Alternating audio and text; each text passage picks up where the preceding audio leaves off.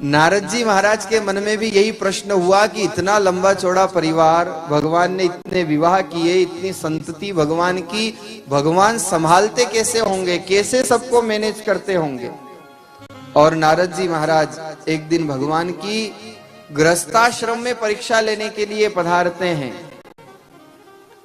जैसे ही नारद जी महाराज का आगमन द्वारिका में हुआ तो भगवान पटरानी रुक्मणी के महल में विराजमान थे, क्योंकि भगवान ने जितनी पत्नियां थी सबके अलग अलग भवन द्वारिका में बनाए थे।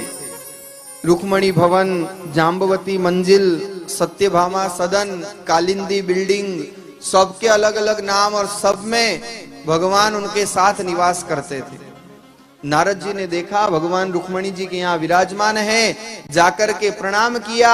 भगवान ने कहा आओ आओ नारद जी, अरे वाह आज तो संत पधारे हैं। रुक्मणी जी से कहा लाओ प्रसाद लाओ, हाजिर करो कुछ।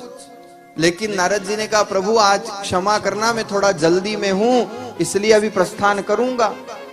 नारद जी ने सोचा भगवान तो यहाँ हैं, अपन आगे चलते हैं, आगे देखते हैं आगे क्या मामला है।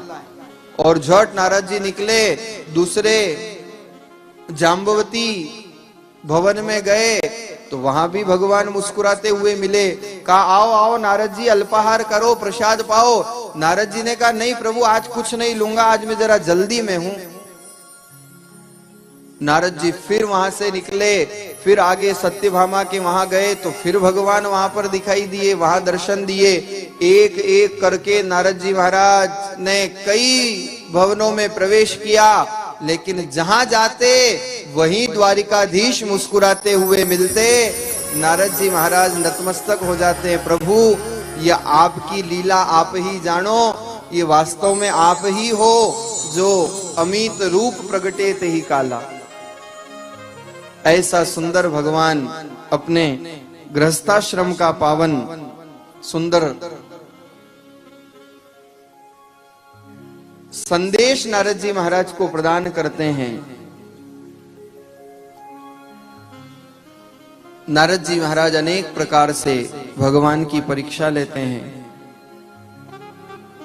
ऐसा नहीं है कि भगवान की गृहस्थी हमेशा एक जैसी चलती थी। भगवान की भी गृहस्थी में जैसे समुद्र में लहरें आती ना, वैसे भगवान की गृहस्थी में भी लहरें आती थी। एक दिन रुक्मणी जी तैयार हुई और पूछ लिया भगवान से प्रभु बताओ ना मैं कैसी लग रही हूं।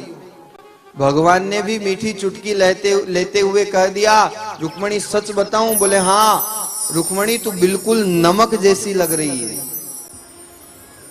और महाराज जो सुना रुक्मणी ने तो रुक्मणी के तो तेवर चढ़ गए। हाँ हाँ मैं तो आपको नमक ही लगूंगी, जाम्बवती तो आपको जामुन लगती है, कालिंदी आपको कलाकंद लगती है, सत्यभामा आपको सीरा लगती है, मैं ही हूं एक जो आपको नमक लगती हूं।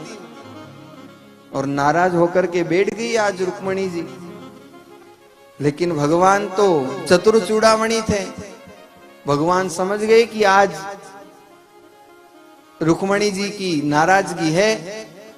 और भगवान ने क्या किया, शाम को एक दावत रखी, पार्टी रखी। और आप लोग तो जानते ही हो घर में कोई नाराज हो, चाहे कितना ही नाराज हो, शाम को कह दो कि पार्टी में चलना है तो फिर सारी नाराजगी दूर हो जाती है, सारा गुस्सा लोग भूल जाते हैं। इधर से हंसी इसलिए ज्यादा आ रही है क्योंकि जीवन के अनुभव रहे हैं ऐसे। तो भगवान ने भी कहा चलो आज शाम को जिम ने चलना है। अब महाराज रुक्मणी जी को लेकर के आए भगवान। रुक्मणी जी सुंदर सज करके आई है, लेकिन भगवान ने पहले ही कह दिया था कि सारे प्रकार के खाद्य पदार्थ बनाना पर किसी में भी नमक मत डालना।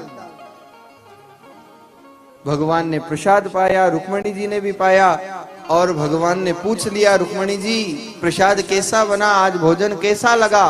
रुक्मणी जी ने कहा प्रभु बना तो बहुत अच्छा है लेकिन नमक नहीं है इसलिए स्वाद नहीं आ रहा।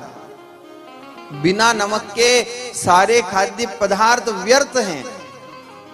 भगवान ने कहा देवी मैं भी तो तुझे यही सुबह समझा रहा था कि तू नमक की तरह है और तेरे बिना सब कुछ अधूरा है, यही तो मैं तुझसे कह रहा था।